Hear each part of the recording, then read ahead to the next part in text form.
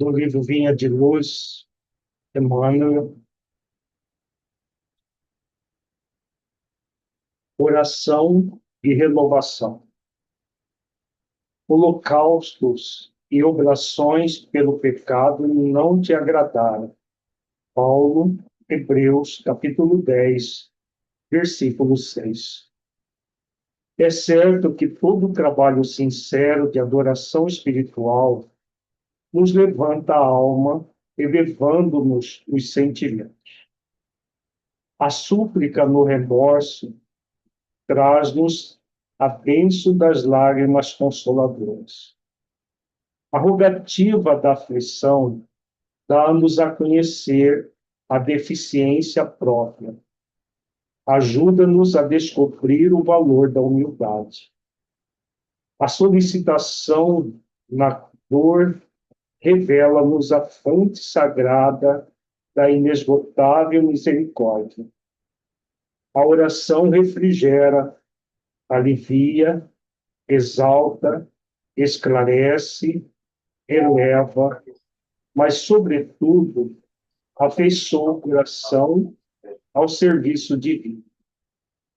Não olvidemos, porém, de que os atos íntimos e profundos da fé são necessários e úteis a nós próprios. Na essência, não é o Senhor quem necessita de nossas manifestações votivas, mas somos nós mesmos que devemos aproveitar a sublime possibilidade da repetição, aprendendo com a sabedoria da vida. Jesus espera por nossa renovação espiritual acima de tudo. Se erraste, é preciso procurar a porta da retificação.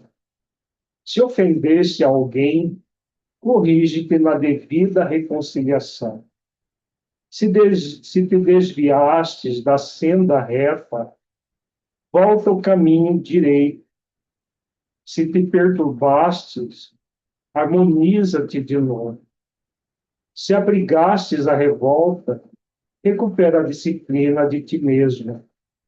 Em qualquer posição de desequilíbrio, lembra-te de que a prece pode trazer-te sugestões divinas, ampliar-te a visão espiritual e proporcionar-te consolações abundantes. Todavia, para o Senhor não bastam as posições convencionais ou verbalistas. O Mestre confere-nos a dádiva e pede-nos a iniciativa. Nos teus dias de luta, portanto, faz os votos e promessas que forem de teu agrado e proveito, mas não te esqueças da ação e da renovação aproveitáveis na obra divina do mundo e sumamente agradáveis aos olhos do Senhor.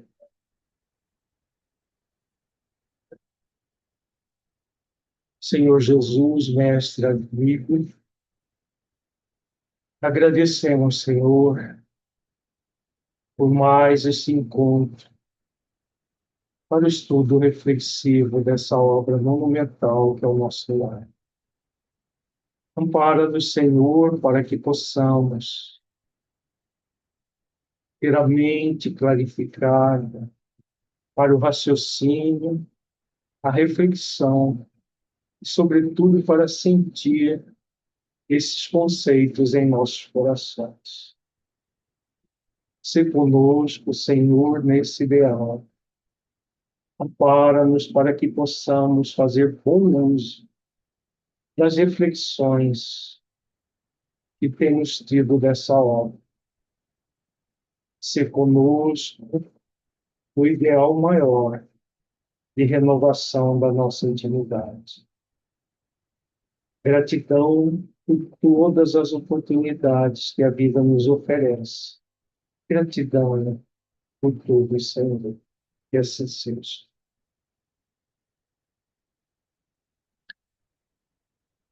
Antes de iniciarmos os estudos, quem tiver algum problema com a sua imagem sendo publicada no YouTube, mantenha a câmera fechada. Quem não tiver nenhum problema, pode abri-la sem nenhum problema. Vamos fazer, primeiramente, a recordação do nosso encontro passado.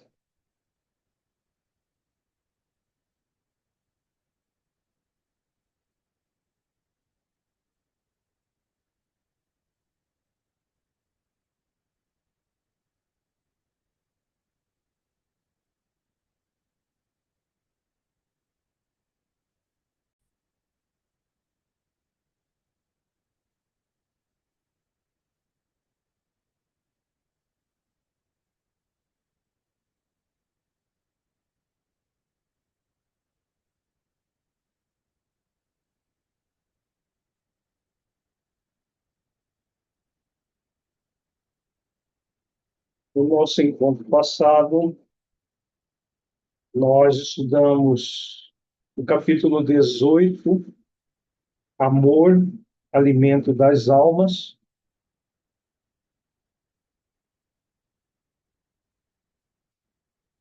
A dona Laura dá algumas instruções muito importantes para André Luiz. Dessas reflexões que ela proporciona no capítulo 18, temos estes trechos aqui. Nosso irmão talvez ainda ignore que o maior sustentáculo das criaturas é justamente o amor. De quando em quando, recebemos em nosso lar grandes comissões de instrutores que ministram ensinamentos relativos à nutrição espiritual. Todo o sistema de alimentação nas variadas esferas da vida tem um amor à base profunda. Quando a dona Laura fala sobre o amor como alimento do espírito, das almas, alma, espírito encarnado, espírito desencarnado propriamente dito, porque nós somos eminentemente amor, na essência divina que somos. Nós trazemos duas virtudes primordiais, o amor e a verdade. A verdade que está registrada sob a forma do Código Moral de Leis que nós trazemos na nossa consciência, e o amor essencial, porque nós somos criados imagem e semelhança de Deus, conforme a Gênese bíblica, e o apóstolo João, na sua epístola, fala muito claramente que Deus é amor. O próprio Cristo nos ensinou essa realidade. E, então, nós somos eminentemente amor. E, claro, se nós somos amor, o maior alimento mesmo que sustenta o espírito, é justamente o amor, como diz Dona Laura.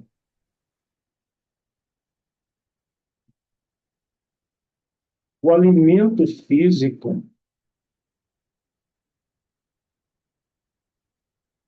mesmo aqui propriamente considerado, é simples problema de materialidade transitória, como no caso dos veículos terrestres, necessitados de colaboração da graxa e do óleo.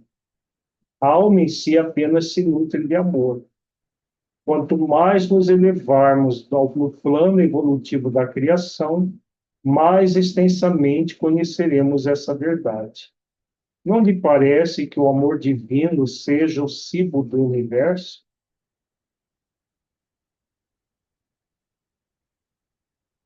Não se lembra do ensino evangélico do amai-vos uns aos outros? Prosseguiu a mãe de Lícias atenciosa. Jesus não preceituou esses princípios objetivando tão somente os casos de caridade, nos quais todos aprenderemos, mais dia menos dia, que a prática do bem constitui simples dever. Aconselhava-nos igualmente a nos alimentarmos uns aos outros no campo da fraternidade e da simpatia. Então, aqui ela lembra do ensinamento do Cristo, de amai-vos uns aos outros como eu vos amei.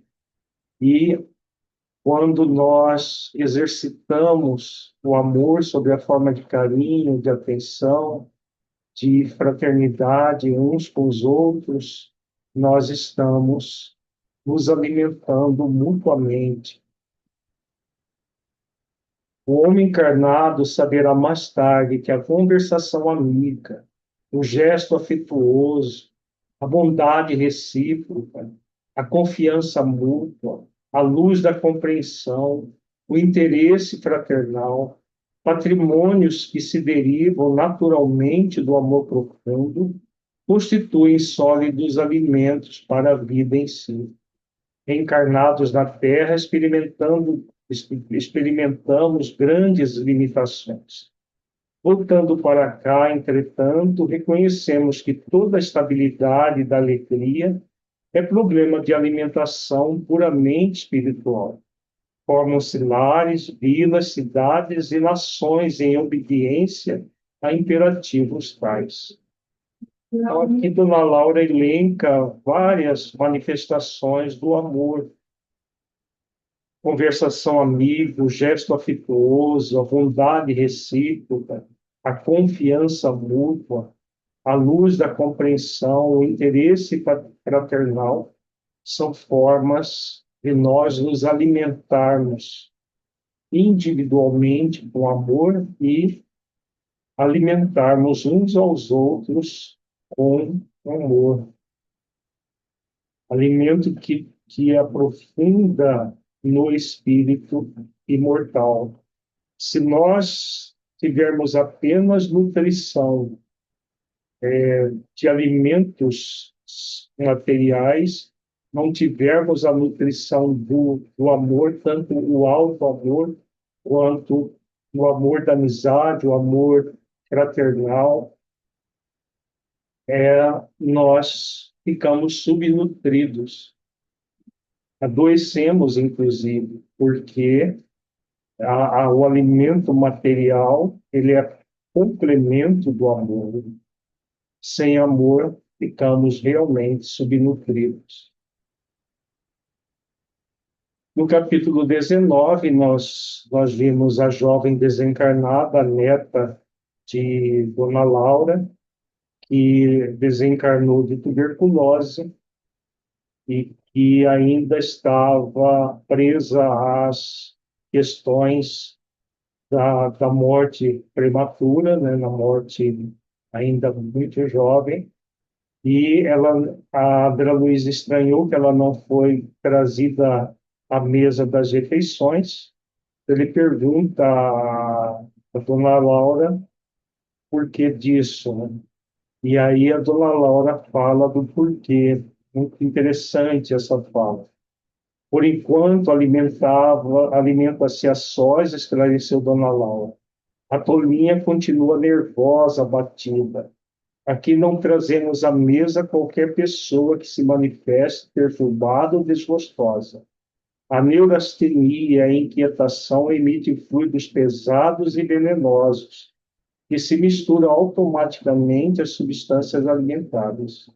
Minha neta demorou-se num grau 15 dias, em morte e sonolência assistida por nós. Deveria ingressar nos pavilhões hospitalares, mas afinal veio submeter-se aos meus cuidados diretos. Então, a dona Laura fala o porquê, né? A sua neta estava ainda muito com essas energias de neurastenia, de irritação, inquietação, e, como ela diz, emite fluidos pesados e venenosos. Todo espírito, seja encarnado ou desencarnado, produz energia mental. Essa energia é formada dos nossos pensamentos e sentimentos. Os alimentos, como eles têm uma base de ar, eles absorvem essas energias tóxicas emitidas pela mente. Então, isso é válido para encarnado e para desencarnado. O, a emissão dessas energias, por exemplo, uma pessoa que cozinha com raiva, ela, na verdade, prepara veneno. A pessoa que, na hora da refeição, entra num processo de raiva, de ansiedade, de inquietude, de perturbação mental, ela envenena o seu próprio alimento. E envenena, se tiver em conjunto com outras pessoas, envenena os alimentos dos demais com a energia mental tóxica. Então, resumidamente, foi isso que nós refletimos, na, entre outras questões, no nosso encontro passado. E hoje nós vamos prosseguir no capítulo 20, Noções de Lar. Desejando colher educativos que fluíam naturalmente da palestra da senhora Laura, perguntei curioso: desempenhando tantos deveres, a senhora ainda tem atribuições fora de casa? Sim, vivemos numa cidade de transição. No entanto, as finalidades da colônia residem no trabalho e no aprendizado.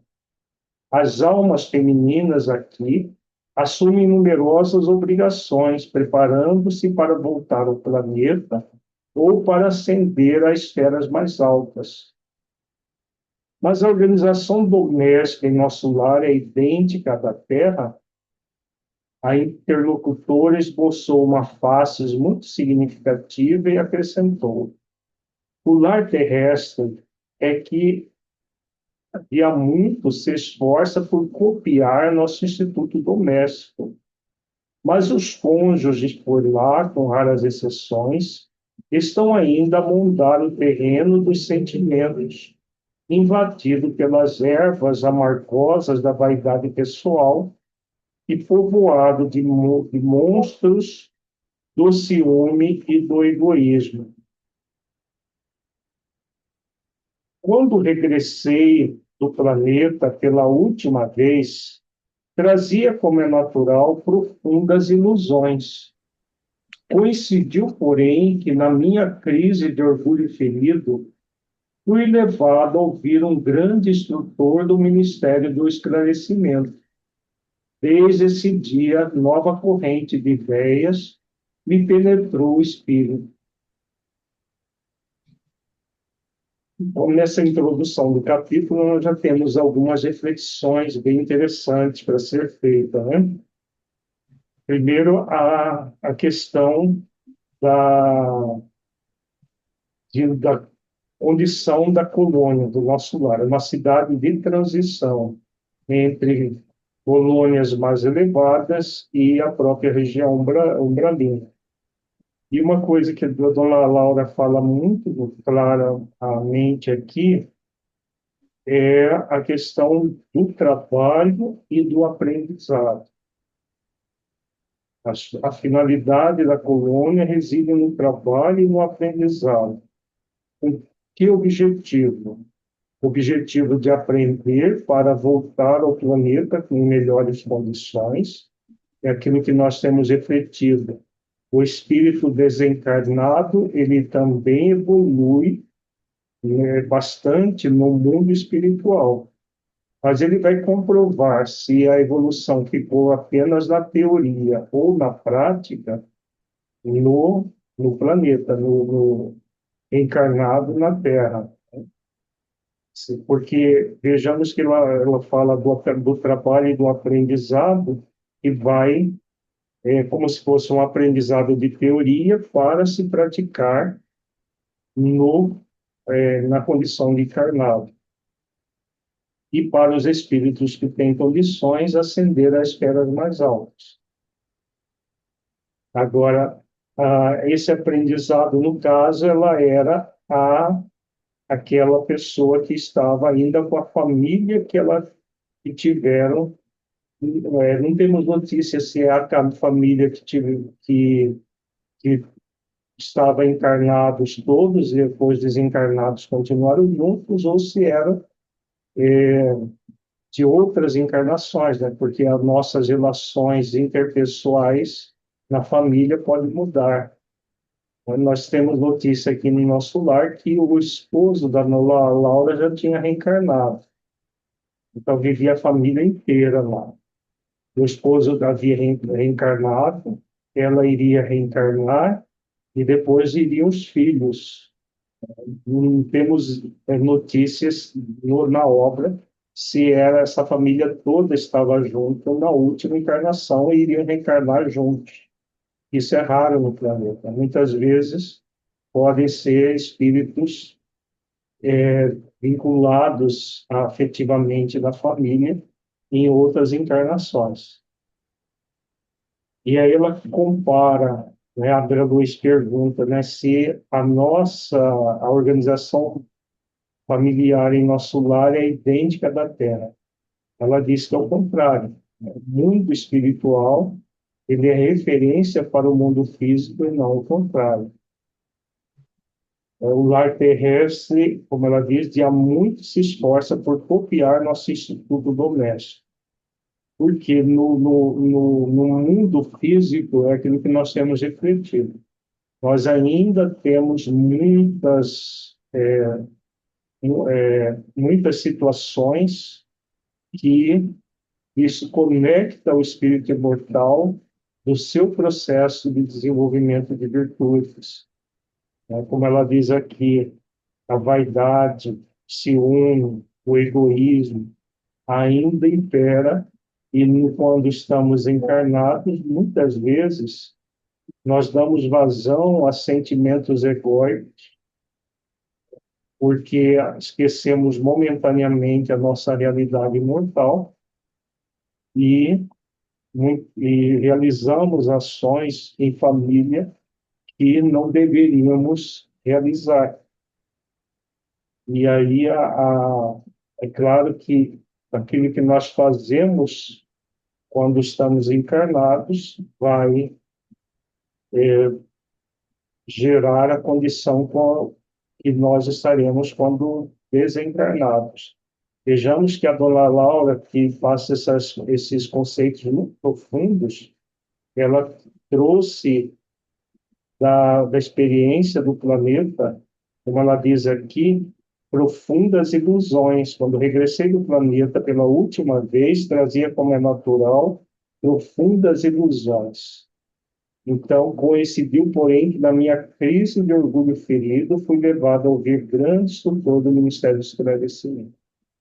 O grande aprendizado dos espíritos é exatamente fazer reflexões acerca da vida quando estava no corpo, a forma como se manifestava e fazer o contraponto com as orientações de espíritos superiores, né? Vamos ver a orientação desse instrutor do Ministério do Esclarecimento. Não poderia dizer-me algo das lições recebidas? Indaguei com interesse. O orientador, muito versado em matemática, prosseguiu ela. Fez-nos sentir que o lar é como se fora um ângulo reto nas linhas do plano da evolução divina. A reta vertical é o sentimento feminino, envolvido nas inspirações criadoras da vida. A reta horizontal é o sentimento masculino, em marcha de realizações no campo do progresso comum. O lar é o sagrado vértice no qual o homem e a mulher se encontram para o entendimento indispensável. É tempo onde as criaturas devem unir-se espiritual antes que corporalmente. Há na Terra, agora, grande número de estudiosos das questões sociais, que aventam várias medidas e clamam pela regeneração da vida doméstica. Alguns chegam a asseverar que a instituição da família humana está ameaçada. Importa considerar, entretanto, que, a rigor, o lar é conquista sublime que os homens vão realizando vagarosamente, onde nas esferas do globo o verdadeiro instituto doméstico, baseado na harmonia justa com os direitos e deveres legitimamente partilhados, na maioria, os casais terrestres passam as horas sagradas do dia vivendo a indiferença ou o egoísmo feroz. Quando o marido permanece calmo, a mulher parece desesperada. Quando a esposa se cala, humilde, o companheiro tiraniza. Nem a consorte se decide a animar o esposo na linha horizontal de seus trabalhos temporais, nem o marido se resolve a segui-la no voo divino de ternura e sentimento, rumo aos planos superiores da criação. Dissimula em sociedade e na vida íntima, um faz viagens letais de longa distância, quando o outro comenta o serviço que lhe seja peculiar. Se a mulher fala dos filhinhos, o marido excursiona pelos negócios.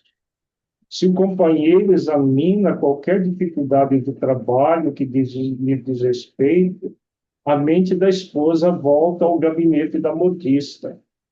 É claro que em tais circunstâncias o ângulo divino não está devidamente traçado. Duas linhas divergentes tentam em vão formar o vértice sublime a fim de construírem um degrau na escada grandiosa da vida eterna. Interessante, né? Essas reflexões e principalmente essa relação da família, uma reta vertical e uma reta horizontal, né? Um, o vértice da união entre o eixo vertical e o eixo horizontal é a família com os filhos. Claro que esse texto foi psicografado na década de 40. Isso aqui está acontecendo, esses relatos aqui na década de 30, porque nós temos notícia da eclosão da Segunda Guerra Mundial no texto do Nosso Lar. Então, está aí, deve ter acontecido essa conversa em 1937, 38, 39, talvez, mais ou menos nessa época. A família, no primeira metade do século XX, tinha uma característica bem diferente de hoje. A maioria das mulheres não trabalhavam fora de casa, o trabalho maior era doméstico, né, em casa mesmo, e os esposos que era o provedor do lar. Hoje tem muitas famílias que são providas pelas próprias mulheres, ou por ambos, né, e a mulher sai de casa para trabalhar, às vezes até sem necessidade, mas para buscar supérfluo mesmo. E às vezes, se esse texto fosse, essa orientação fosse dada agora, nós teríamos muitas mais reflexões a fazer e mais dificuldades da família. E essa fala de que uma família está ameaçada é mais atual agora na primeira metade do século XXI do que era na primeira metade do século XX. Há uma pressão real sobre a família para destruir a família, para tornar as relações familiares cada vez mais supérfluas e alterar a dinâmica familiar.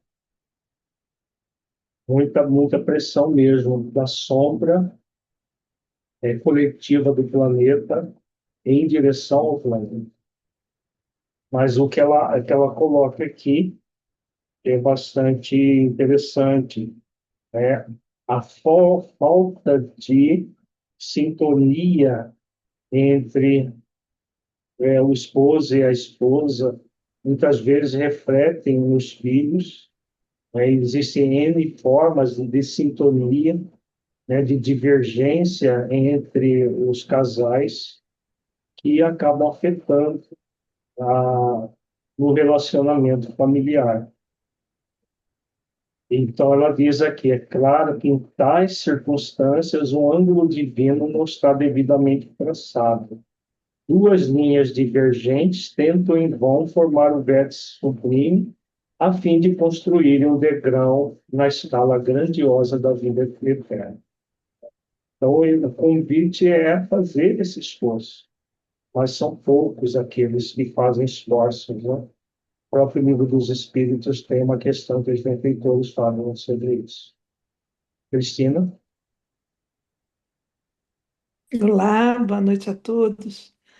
Alírio, o que eu fiquei pensando aqui, refletindo, né, nesses anos que já se passaram e como a sociedade também evoluiu, é, o que eu acho interessante é que aqui seria, vamos dizer assim, esse vértice do feminino e do masculino, e o lar sendo esse encontro dos dois, né?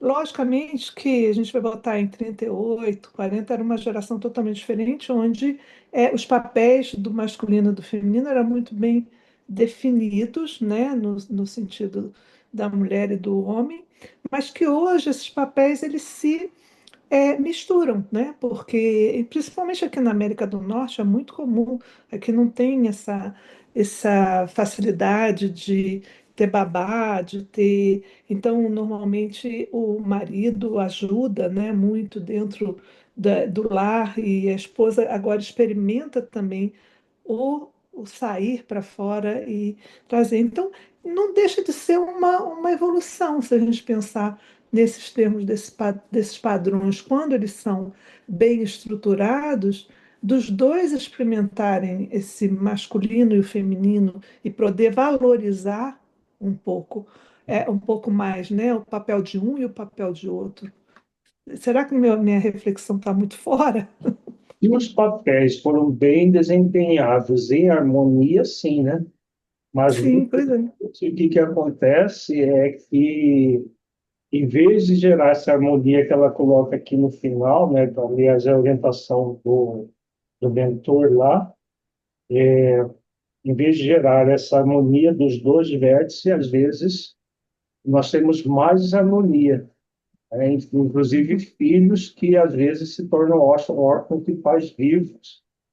Os Uhum, pais trabalham o tempo inteiro, o pai, a mãe, e muitas vezes não é para lhe trazer só sustento, porque, claro, tem famílias que, se não fizer isso, passam fome.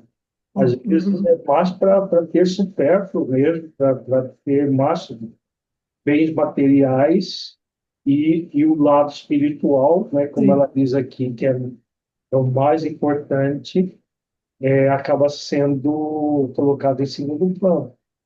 Então, se a Uhum, harmonia, há uma interação das duas funções, gerando uma harmonia no relacionamento e na família, é uma evolução. Se for o uhum, contrário, é uma perturbação a mais que não tinha na primeira metade do século XX. uhum, Isso tudo começou a acontecer na segunda metade do século XX. Toda essa uhum. modificação do ambiente familiar. É.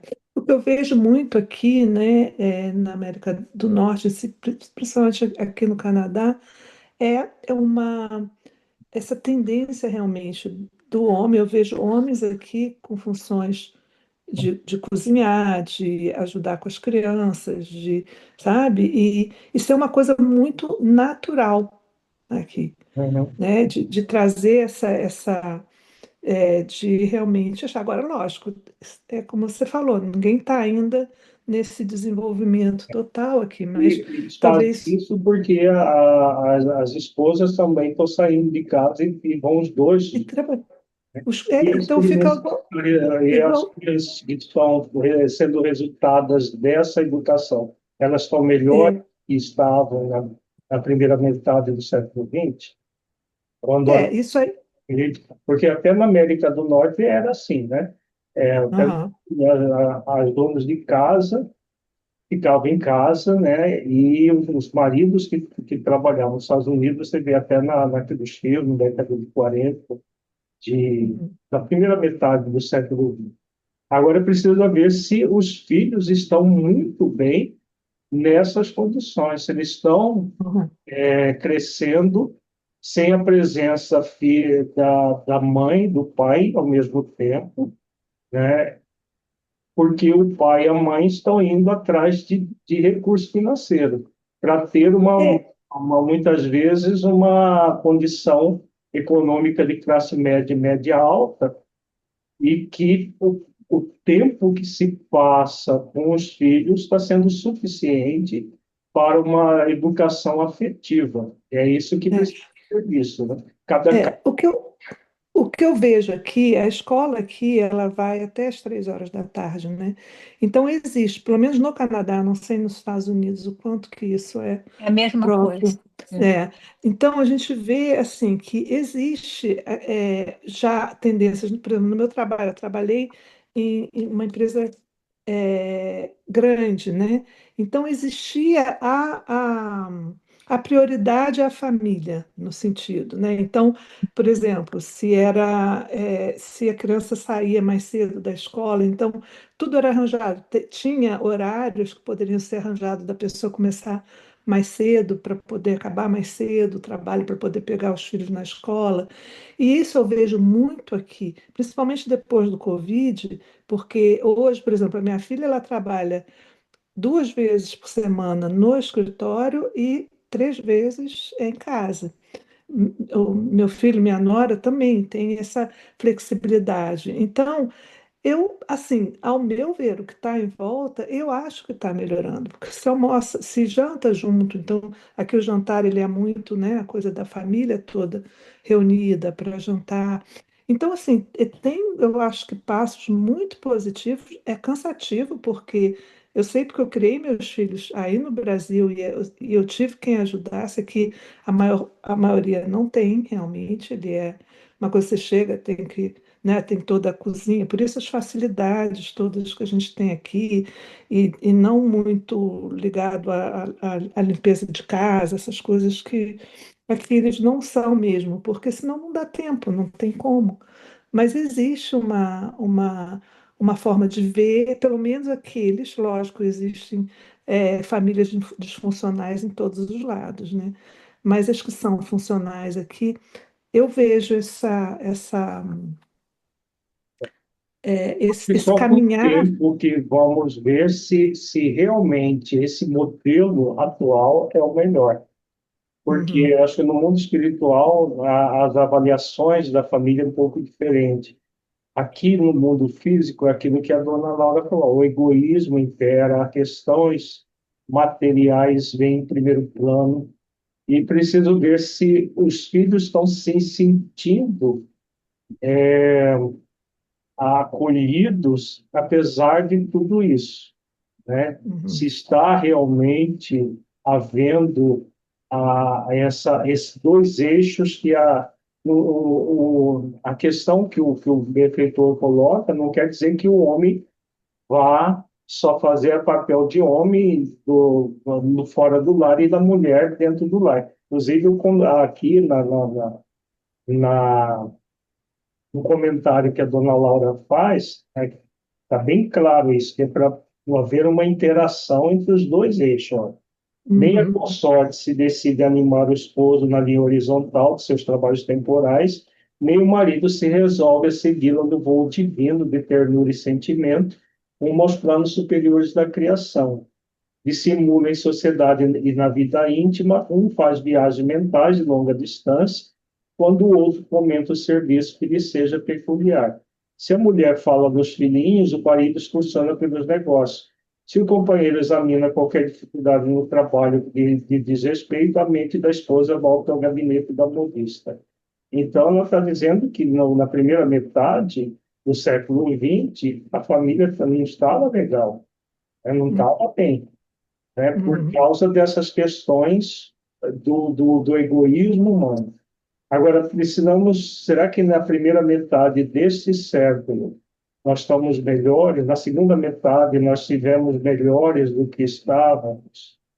Uhum. É esse Eu, questionamento que devemos ter em relação não às questões puramente materiais, mas essa uhum. questão do afeto, do carinho, do cuidado, da interação mãe e filhos, pai e filhos, né? Então, se isso está sendo modificado para melhor, ótimo, né? Agora, Uhum. se estamos apenas com disfunções diferentes do que havia É, na primeira metade do século XX, né? Às vezes as disfunções são diferentes, mas continua disfuncional, né? uhum.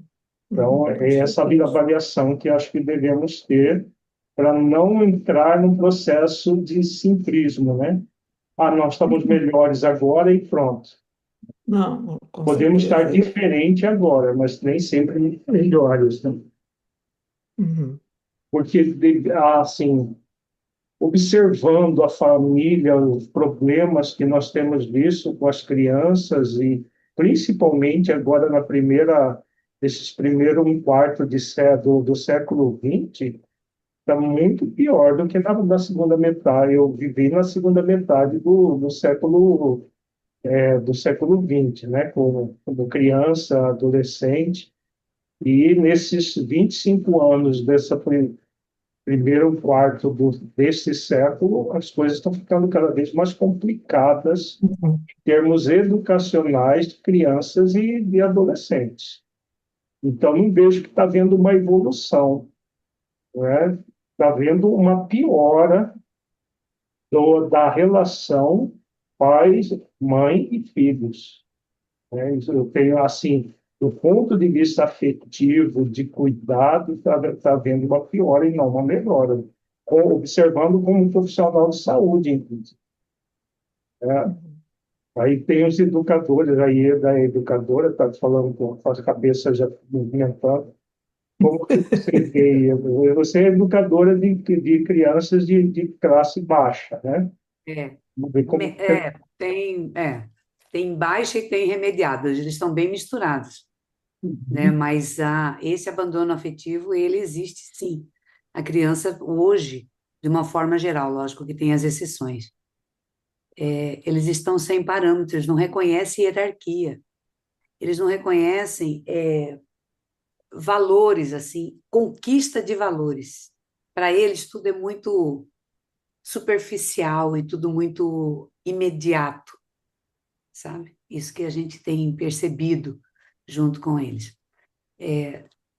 Aí, voltando ali no século, lá no início do século XX, o número de filhos na família era maior, não é? Isso, na minha percepção, significa dizer que os compromissos, os contratos espirituais que eram feitos, eles eram mais cumpridos. E hoje em dia, com essa redução de quantidade de filhos, eu vejo que tem prendido muito espírito no plano espiritual, muito aqueles espíritos que deveriam estar fazendo parte daquela família. E aqueles dois que nasceram, eles acabam recebendo uma quantidade maior de tudo, tanto de material como de gostos, que as mães muitas vezes compensam essa ausência no lar com coisas ou com questões, como que eu vou dizer assim, emocionais, sabe, com barganhas, com coisa. Então eles estão assim muito perdidos mesmo. E assim, o pouco que a gente consegue enquanto professor, enquanto escola. Então tem um educador famoso que fala que o primeiro limite que as crianças estão reconhecendo, a primeira hierarquia que elas estão reconhecendo hoje é quando elas vão para a escola. Porque na casa não tem, de uma forma geral, né?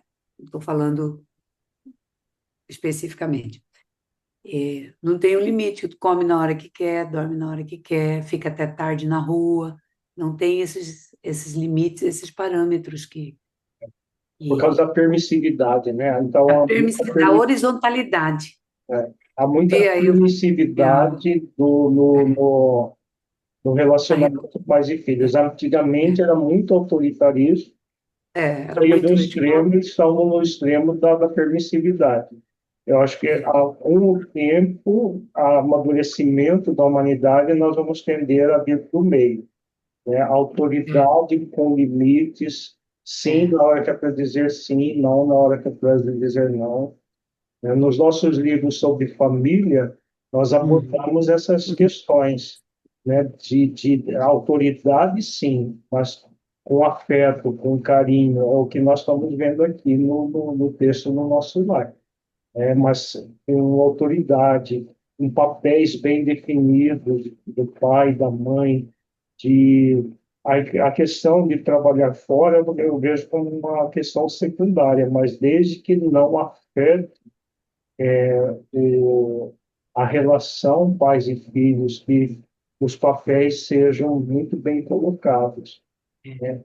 Para gerar uma família funcional e não para mudar as disfunções. Porque nós mudamos as disfunções do autoritarismo do passado, que gerava traumas, surras que as crianças tomavam e que traumatizava física e emocionalmente, né? E hoje a tendência dos pais, principalmente nessa primeiro quarto desse século, a permissividade e a falta de autoridade dos pais está gerando a insanidade muito grave, né? Os pais que não assumem a posição de pai e mãe, né? Então esse eixo que o benfeitor explanou para a dona Laura, que mudou a forma dela perceber a família, está realmente alterado, né? Acaba não tendo nem o vertical nem o horizontal, uma, como se fosse uma coisa disforme, né? Isso sem contar as trocas de parceiros, né? Pai de um, Também. pai do outro, pai de um.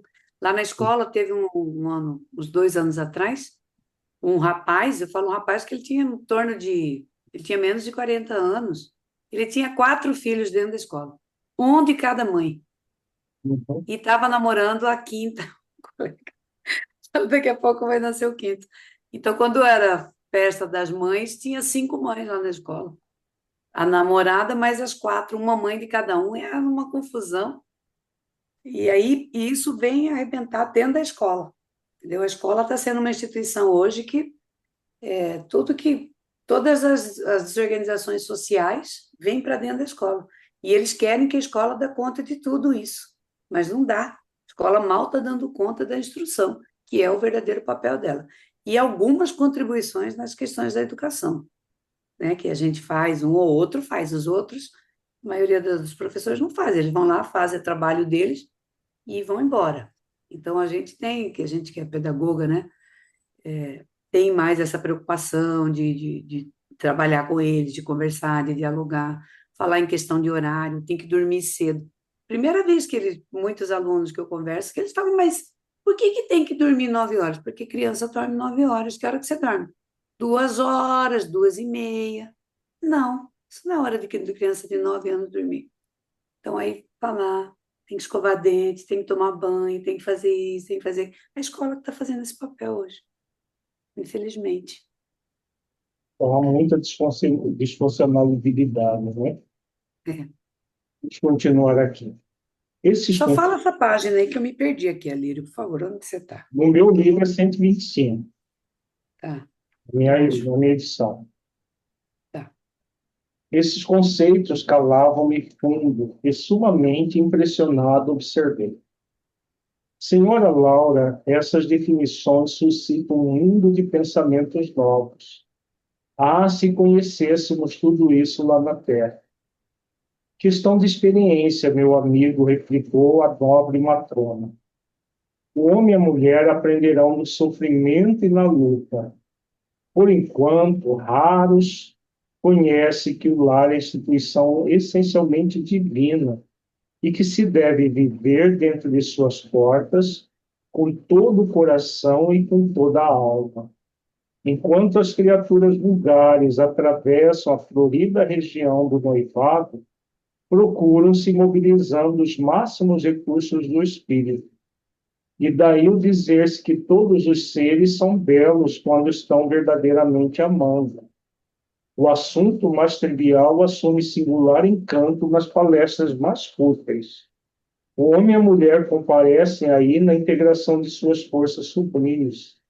Mas logo que recebe a bênção nupcial, a maioria atravessa os véus do desejo e cai nos braços dos velhos monstros que tiranizam corações.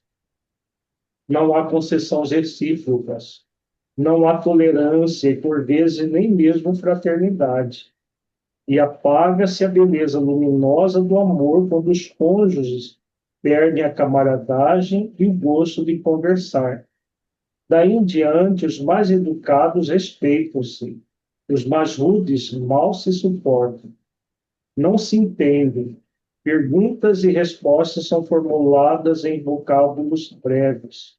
Por mais que se unam os corpos, vivem as mentes separadas, operando em rumos opostos. Então, isso aqui é bastante interessante, né, também, essa reflexão, que ela é o aprendizado feito no sofrimento e na luta. Ainda estamos nessa condição. Né? Aqui ela está fazendo a referência novamente às relações até a final da primeira metade do século XX. Né? Porque hoje em dia, aqueles que começam a gerar essas manifestações que ela diz aqui, e as pessoas mal se suportam, hoje nem isso, né? Eles nem se suportam, simplesmente separa de um, vai para outro, e vai para outro, e vai para outro, achando que sempre o próximo cônjuge vai ser melhor do que o anterior, né? E troca seis por meia dúzia. É o que tem acontecido, realmente. Fala-se em família moderna, mas, na verdade, é um Não é processo modernismo. de dissolução da família, não de modernidade.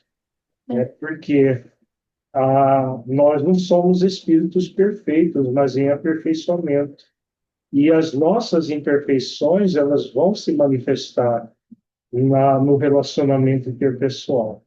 Mas são poucos aqueles que estão dispostos a trabalhar para desenvolver as virtudes na relação. Né? Paciência, tolerância, mansidão, humildade, são poucos os que realmente fazem esforços nessa direção. Tudo isso é a pura verdade aduzir como ouvido. Que fazer, porém, meu amigo? Replicou a bondosa senhora.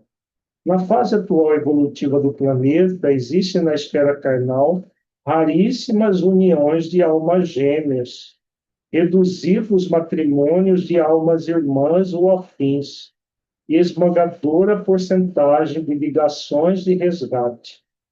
O maior número de casais humanos é constituído de verdadeiros forçados sob algemas. Isso nessa época, né? Que agora eles arrebentam com as algemas e vão buscar outras algemas. É o que tem acontecido, né? Arrebenta as algemas e buscam outras. Procurando retomar o fio das considerações sugeridas por minha pergunta inicial, continuou a genitora de Lísias. As almas femininas não podem permanecer inativas aqui. É preciso aprender a ser mãe, esposa, missionária, irmã. A tarefa da mulher no lar não pode circunscrever-se a umas tantas lágrimas de piedade ociosa e a muitos anos de servidão. É claro que o movimento coevo do feminismo desesperado constitui abominável ação contra as verdadeiras atribuições do espírito feminino. A mulher não pode ir ao duelo com os homens por escritórios e gabinetes, onde se reserva atividade justa ao espírito masculino. Nossa colônia, porém, ensina que existem novos serviços de extensão do lar para as mulheres: a enfermagem, o ensino, a indústria do fio, a informação. Os serviços de paciência representam atividades assaz expressivas. O homem deve aprender a carregar para o ambiente doméstico a riqueza de suas experiências. E a mulher precisa conduzir a doçura do lar para os labores ásperos do homem. Dentro de casa, a inspiração, fora dela, a atividade. Uma não viverá sem a outra. Como sustentar-se o rio sem a fonte? E como espalhar-se a água da fonte sem o leito do rio? Não pude deixar de sorrir ouvindo a interrogação. A mãe de Lísias, depois de longo intervalo, continuou. Quando o Ministério do Auxílio me confia crianças ao lar, minhas horas de serviço são contadas em dobro, o que lhe pode dar a ideia da importância do serviço maternal no plano terreno.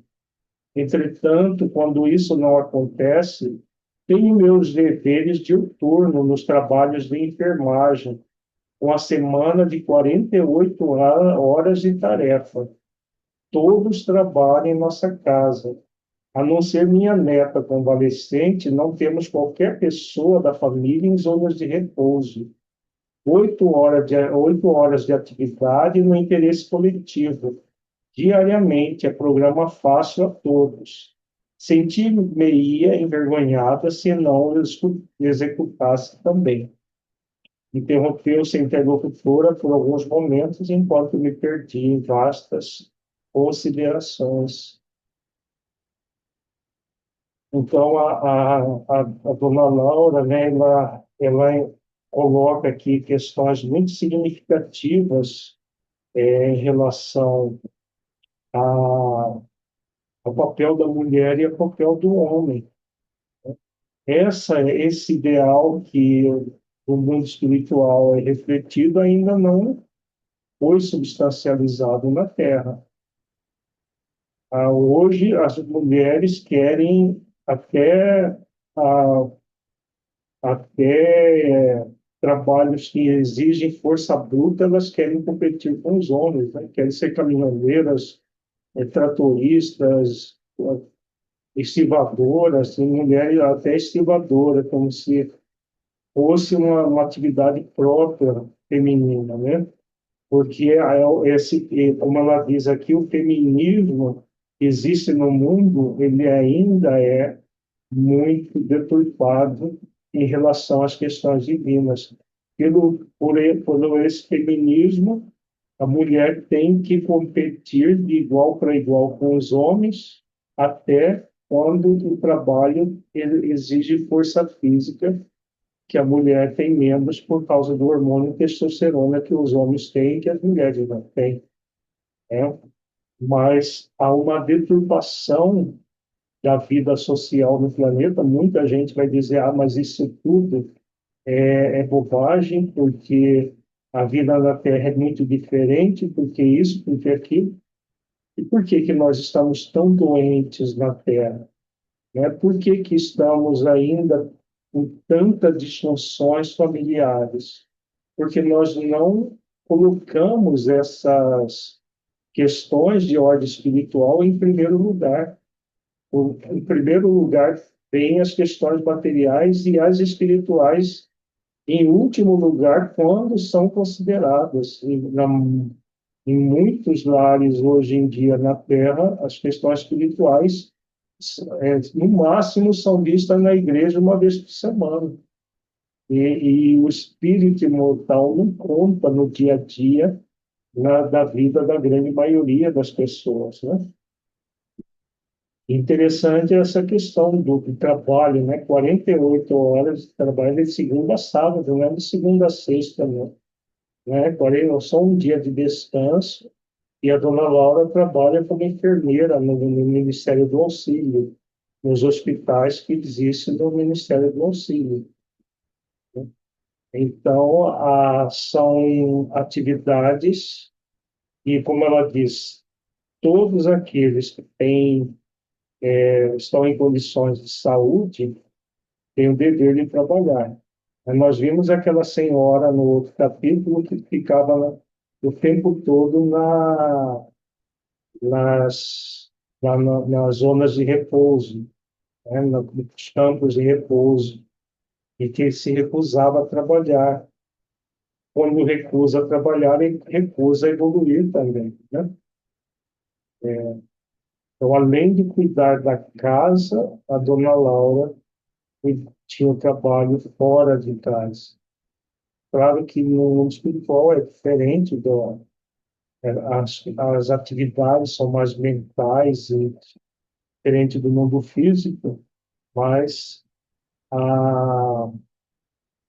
na vida material, se nós já tivéssemos implementando no mundo físico essas orientações espirituais, a Terra, o planeta já seria diferente. Ele ainda não é porque ainda estamos, como ela diz no início, né, focados no egoísmo, no orgulho, gerando problemas para o planeta, né? Para nós mesmos e para o planeta. Por isso que ainda a dor e o sofrimento é o campo de aprendizado para a grande maioria. Alguma reflexão a mais, pessoal? Esse capítulo, muito importante, né? Alessandro, pode falar. E boa noite a todos.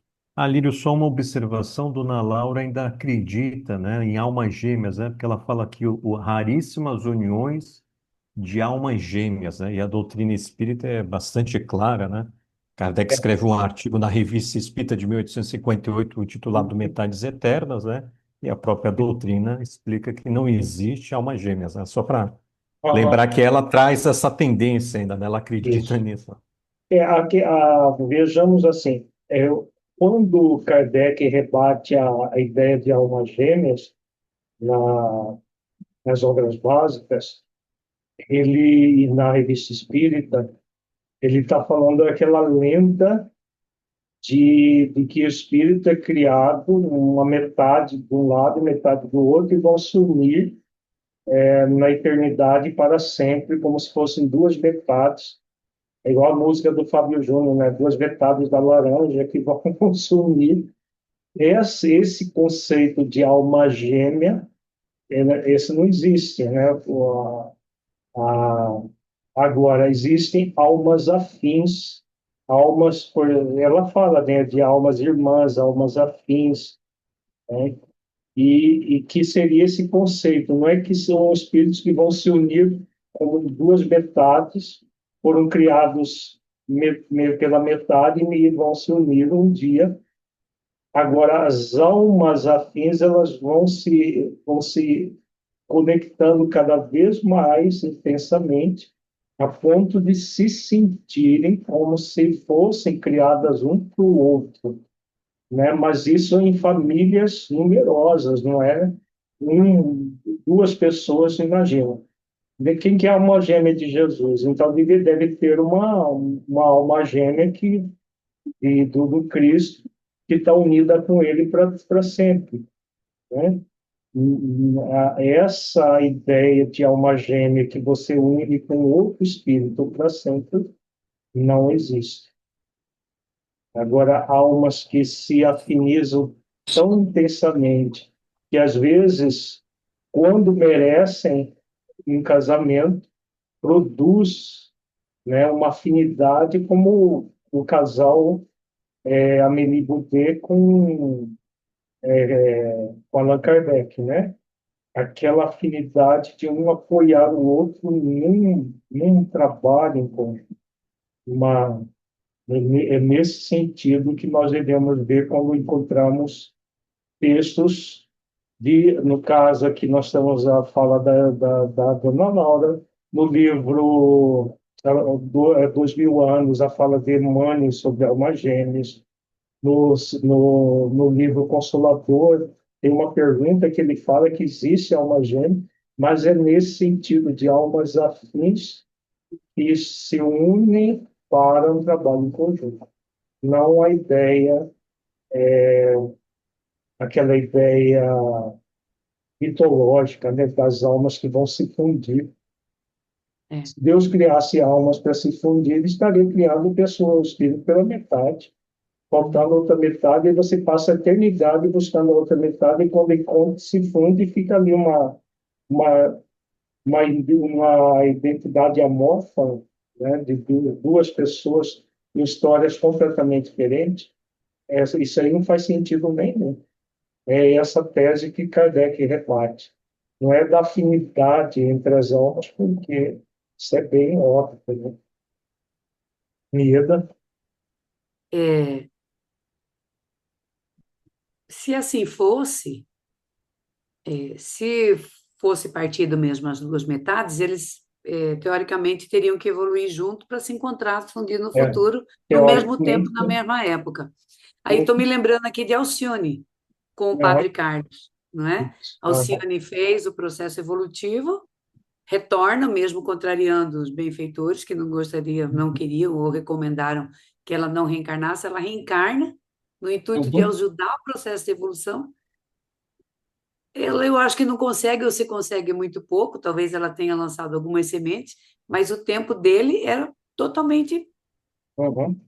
diferente do dela, né? Então ele estava assim muito aquém dela, mas ainda assim existia aquele sentimento mais consciente da parte dela, mas com mais lucidez por estar num patamar mais elevado, mas ele teria então que galgar muitos anos, ainda talvez até séculos, né? Porque ele fez um monte de Milênios, né, para bobagem chegar ali. na posição dela, no caso dele, era milênios, né, de evolução. Mas aquela afinidade de espírito para espírito, ela é construída É construído. pelo relacionamento ao longo do tempo. Não é que Deus fez para se unir ao longo do tempo, como se fosse um encontro, para encontrar, né? Seria uma tortura se passar a eternidade e encontrar a alma gêmea que vai unir para sempre, né? Essa ideia é muito, é mitológica, na verdade, né? Faz sentido. Jéssica, Alírio, aqui quando ela traz a mulher não pode ir a duelo com homens por escritórios e gabinetes, ela traz no sentido literal mesmo, já que a mulher não deve estar nesses espaços de escritório e gabinete? ela está colocando que a orientação do benfeitor é que existem serviços mais próprios para mulheres, existem serviços mais próprios para os homens.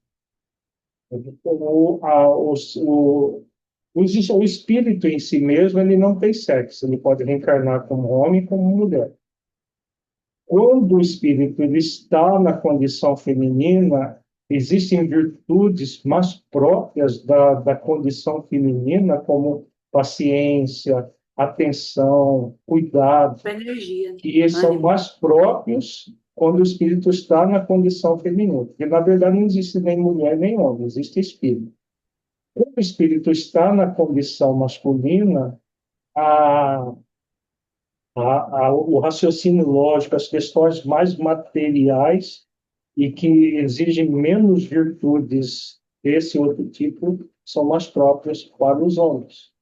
Só que num planeta como nós temos tido uma inversão de valores muito grande, as mulheres querem competir com os homens muito mais do que nessa época que ela se refere aqui. É uma competição mesmo, que é disfuncional, mas que é visto como um progresso da sociedade.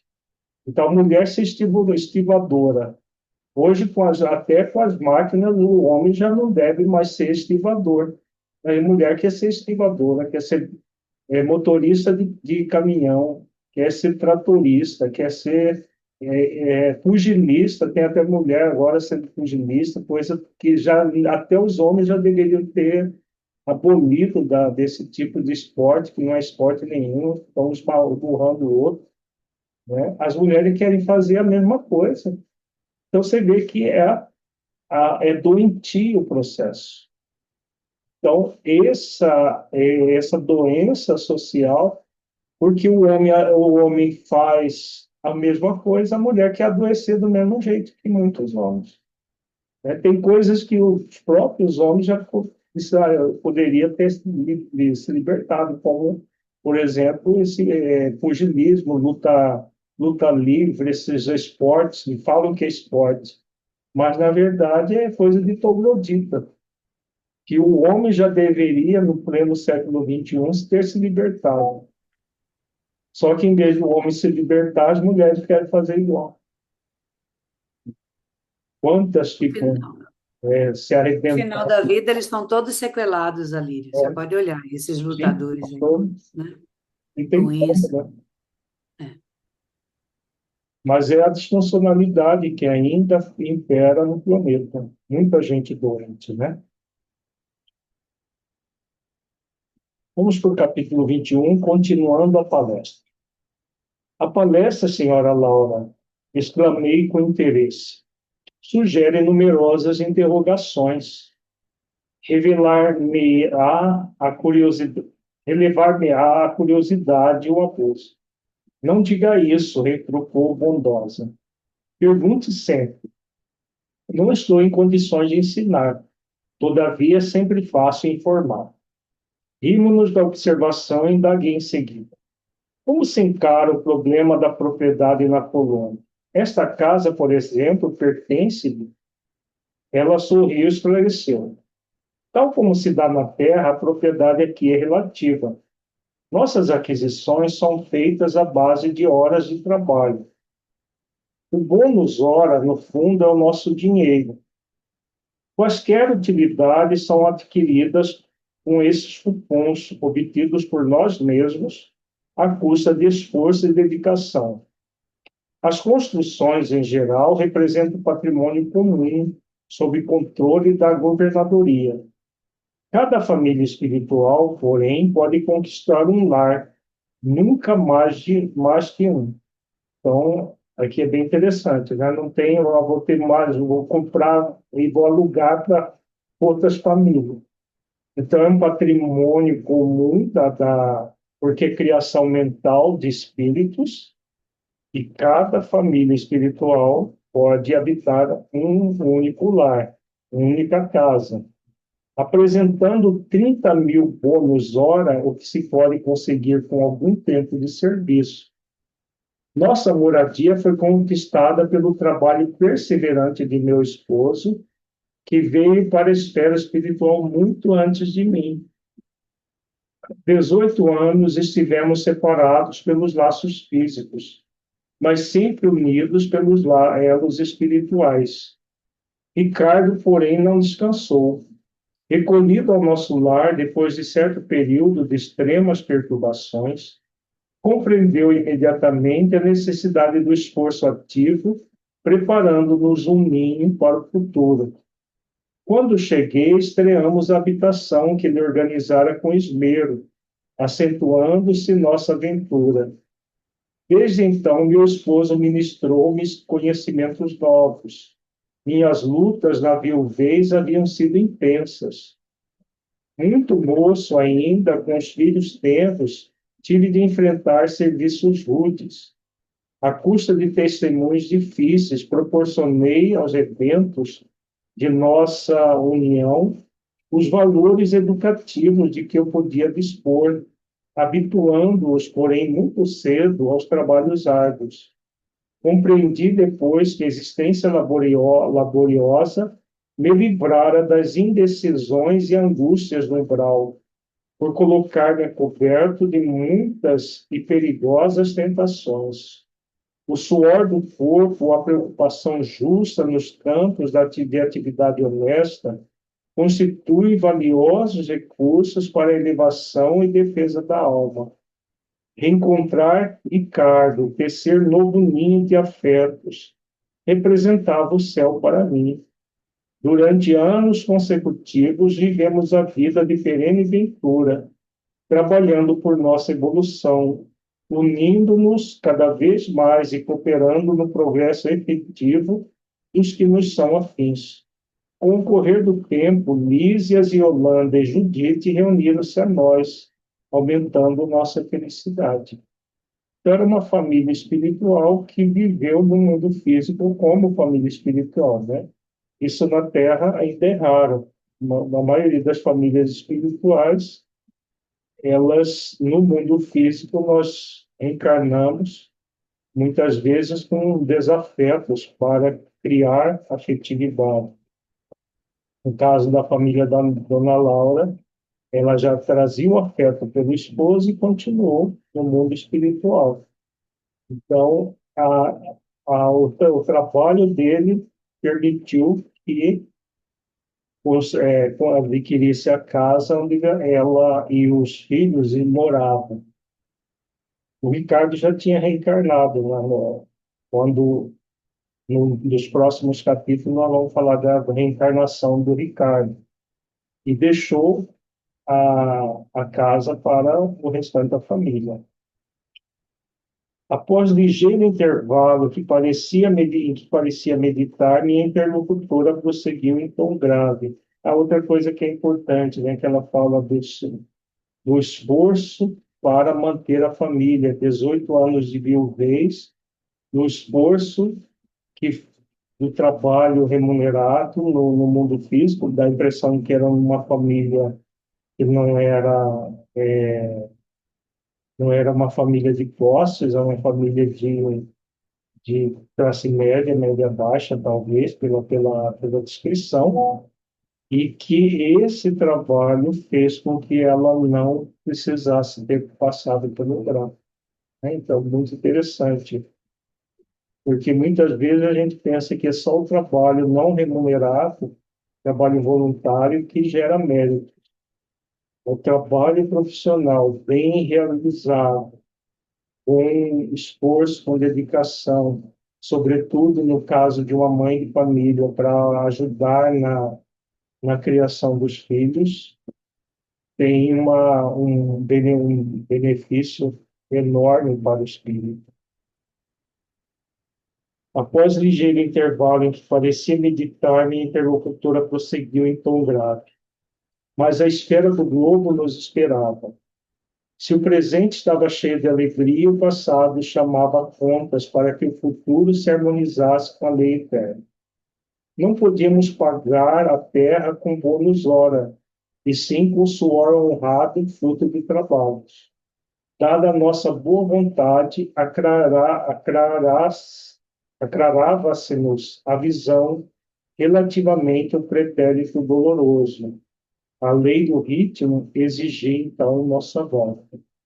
Então, aqui ela está falando de encarnações passadas, em que eles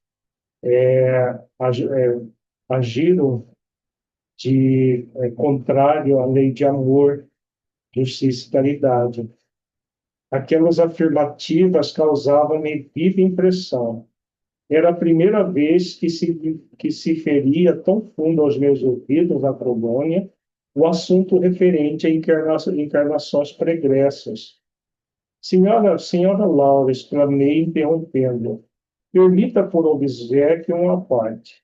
Perdoe a curiosidade, no entanto, até agora ainda não pude conhecer mais nitidamente o que se relaciona com o meu passado espiritual. Não estou isento dos laços físicos, não atravessei o rio da morte. A senhora recordou o passado logo após sua vinda ou esperou o concurso do tempo? Esperei-o, replicou sorridente. Antes de tudo, é indispensável nos despojarmos das impressões físicas. As escamas da inferioridade são muito fortes.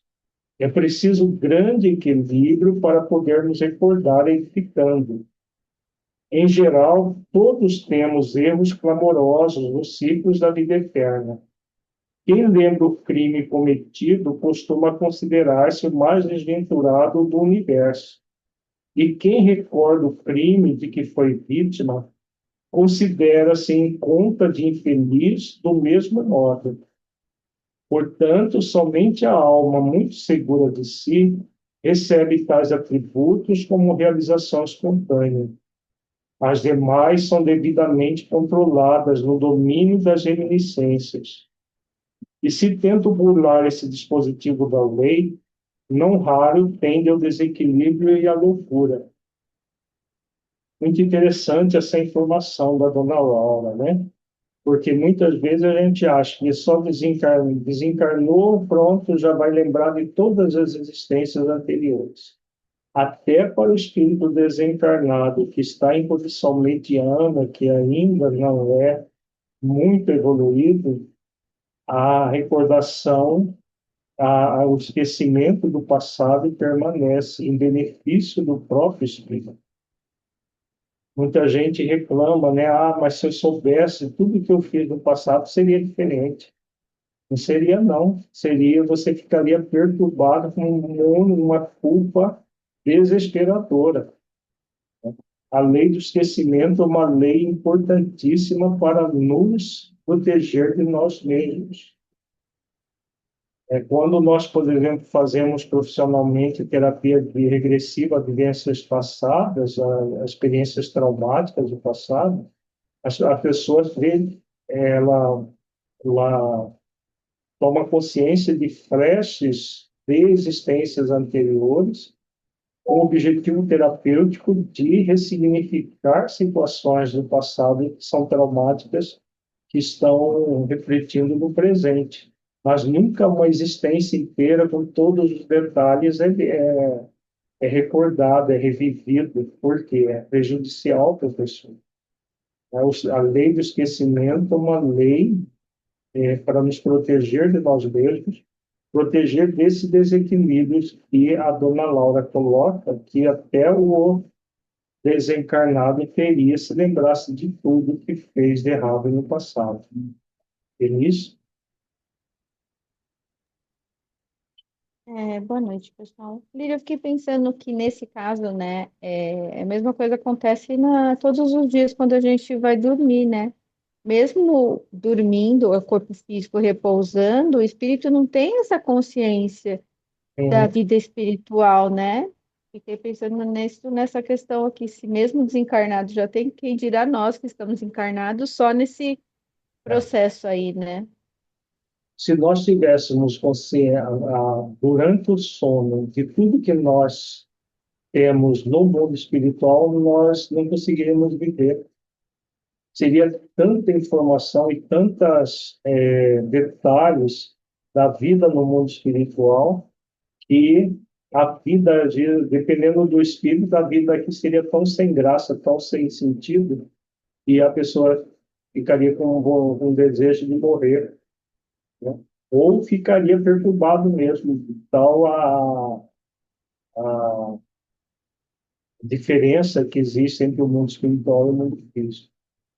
Então, o cérebro físico, assim como o cérebro do perispírito, no espírito, né, da condição da dona Laura, com o espírito de condição mediana, ele impede essa recordação total do passado, em benefício do próprio espírito. Como ela diz aqui, né? Quem lembra o crime cometido costuma considerar-se o mais desventurado do universo. E quem recorda o crime de que foi vítima considera-se em conta do infeliz do mesmo modo. Então, tanto o algoz quanto a vítima sofrem muito. Então, inclusive na terapia regressiva, é muito comum as pessoas voltarem só para a condição de vítima. E a técnica terapêutica pede que a pessoa também volte para a condição de algoz, para fazer o contraponto, porque a tendência da pessoa que sofreu ações do outro é ficar se vitimizando. É muito mais cômodo. Mas toda vítima de um momento foi algoz no outro momento e que agiu de forma contrária à lei de amor. Só que os traumas mais intensos são relacionados ao ato do algoz, muito mais do que o de vítima. Quando a pessoa é vitimizada, ela já está devolvendo para a lei aquilo que ela tirou, lei de causa e efeito, né? Quando ela está vitimizando, ela está afrontando intensamente a lei de amor, justiça e caridade, com efeitos muito graves para ela mesma. Mas a senhora recordou o passado de maneira natural? Perguntei. Explico-me, respondeu bondosamente. Quando se me aclarou a visão interior, as lembranças vagas me causavam perturbações de vulto. Coincidiu que meu marido partilhava o mesmo estado de alma. Resolvemos ambos consultar o assistente longobardo. Esse amigo, depois de minucioso exame das nossas impressões, nos encaminhou aos magnetizadores do Ministério do Esclarecimento. Recebidos com carinho, tivemos acesso, em primeiro lugar, à seção do arquivo, onde todos nós temos anotações particulares. Aconselharam-nos os técnicos daquele ministério a ler nossas próprias memórias durante os 2 anos, sem prejuízo de nossa tarefa no auxílio, abrangendo o período de 3 séculos. O chefe do serviço de recordações não nos permitiu a leitura de fases anteriores, declarando-nos incapazes de suportar as lembranças correspondentes a outras épocas. E bastou a leitura para que se sentisse na posse das reminiscências, atalhei curioso. Não, a leitura apenas informa. Depois de longo período de meditação para esclarecimento próprio, e como surpresas indescritíveis, fomos submetidos a determinadas operações psíquicas a fim de penetrar nos domínios emocionais das recordações. Essa aqui é a terapia regressiva, que é muito comum no mundo espiritual. Eles fazem a regressão de memória. No livro Memória do Suicida, tem descrições inteiras da regressão de memória que eles fazem. Os espíritos técnicos no assunto nos aplicaram passo no cérebro, despertando certas energias adormecidas. Ricardo e eu ficamos, então, senhores de 300 anos de memória integral. No mundo espiritual dá para fazer isso, no mundo físico não. Tá? Aqui a gente trabalha com experiências traumáticas, exclusivamente traumáticas, e ressignificação dessas experiências. Detalhes de toda a vida não fazemos. Nem tem como, porque o cérebro atrapalharia. Compreender, atrapalharia não. Ele está programado para que não seja em benefício do espírito.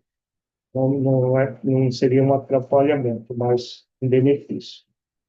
Compreendemos, então, quão grande é ainda o nosso débito para com as organizações do planeta. E onde está o nosso irmão Ricardo? Como estimaria conhecê-lo? Exclamei sob forte impressão. A genitora de Lísias meneou significativamente a cabeça e murmurou: em vista de nossas observações referentes ao passado, combinamos novo encontro nas esferas da crosta. Temos muito trabalho na Terra. Desse modo, Ricardo partiu há 3 anos. Quanto a mim, seguirei dentro de breves dias. Aguardo apenas a chegada de Teresa para deixá-la juntos aos nossos. E de olhar vago, como se a mente estivesse muito longe, ao lado da filha ainda retida na terra, a senhora Laura acentuou: a mãe de Heloísa não tardará. A passagem dela pelo umbral será somente de algumas horas, em vista dos seus profundos sacrifícios desde a infância. Pelo muito que sofreu, não precisará dos tratamentos da regeneração. Poderei, portanto, transmitir-lhe minhas obrigações do auxílio e partir sossegado. O Senhor não nos esquecerá. Muito interessante, né? A recordação do passado permitiu que tanto ela quanto ele, o Ricardo, que é o esposo dele, percebesse as dívidas que tinham em relação à lei divina, e reencarna para ela e 3 anos depois encarnar para um trabalho em conjunto de reparação dos erros do passado. É assim a vida de todos nós, que estamos já numa condição mediana, né? Estamos sendo convidados a reparar erros do nosso passado. Perguntas, pessoal? Ângela? Dona Lídia, eu não sei se faz sentido, mas com relação ao esquecimento do passado, eu fico pensando que para nos ajudar para o exercício da virtude que viemos desenvolver, vem algumas situações que nos levam, por exemplo, não sei se faz sentido, mas eu abria sempre o Evangelho, quando eu abria ao acaso, eu abria num tema. Quando eu fui fazer regressão aí em Cuiabá, foi mostrado para mim qual era a minha função na minha vida passada, que reflete agora. Então, de alguma forma, parece que fica no nosso entorno. Faz sentido isso Faz, ou não? ele faz parte do seu plano existencial, né? Nós encarnamos com o objetivo de reparação do passado, que é diferente do desencarnado. O desencarnado está fazendo avaliações da encarnação passada para uma futura reencarnação. Nós que estamos encarnados, muitas vezes temos intuições e que vêm da própria essência divina que somos, ou muitas vezes dos nossos anjos de guarda, de benfeitores que participaram da nossa encarnação. E aí, essa a providência divina providencia todos os recursos necessários para que nós reparemos os erros do passado. E é muito bonito isso, né, doutora Lírio? Com certeza, muito. É, é, é muito. Você faz a prece agradecendo, Ângela, nosso tempo já se esgotou. Faço, Está claro. falando, você faz. Sim. É, vamos então, nos unindo em pensamento, nos conectando com o Pai, o Criador nosso, o bom e justo, que está sempre conosco, através das leis que regem o universo fora e dentro de nós. Vamos nos conectando ao ser mais virtuoso que pisou nessa terra, que é Jesus, e solicitando a Ele, Mestre querido, permaneça conosco, que nosso grupo aqui permaneça no estudo constante, trazendo para dentro do coração todo o conteúdo estudado, que faça sentido em nossas vidas. E mais que isso, que a gente estimule outras pessoas também a seguir esse mesmo caminho. Que no nosso caminhar possamos deixar flores para que outras pessoas possam se abastecer com a beleza e o perfume delas. Mestre amado, agradecemos profundamente pela oportunidade de estarmos aqui juntos, trilhando este caminho, muito diferente de outrora.